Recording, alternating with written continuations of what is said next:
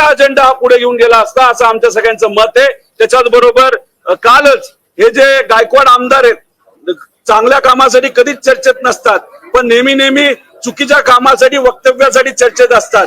म्हणजे फक्त तुमच्या सरकारची बाजू घेण्यासाठी तुम्ही काय छत्रपती शिवाजी महाराजांपासून सर्व महान व्यक्तींवर महापुरुषांवर असं वक्तव्य तुम्ही केलं तर महाराष्ट्रातला कुठलाही व्यक्ती ते खपून घेणार नाही।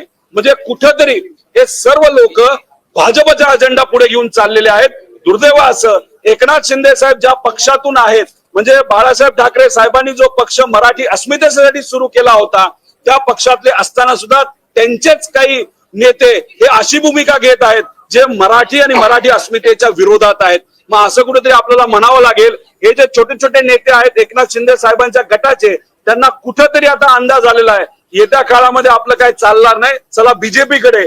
म्हणून बीजेपीची जी भूमिका आहे, बीजेपीचं जे म्हणणं आहे ते कुठेतरी हे सर्व नेते प्रत्यक्ष अप्रत्यक्षपणे बोलून दाखवत आहेत, पण त्यांच्या बोलण्यातून काय होतंय तर मराठी अस्मितेला ठेच पोहोचत आहे हे मात्र सगळ्यांनी त्या ठिकाणी समजून घ्यावं अशी आम्ही विनंती करतो। भाजप नेता निरुआ आणि भोजपुरी अभिनेता जो निरुआ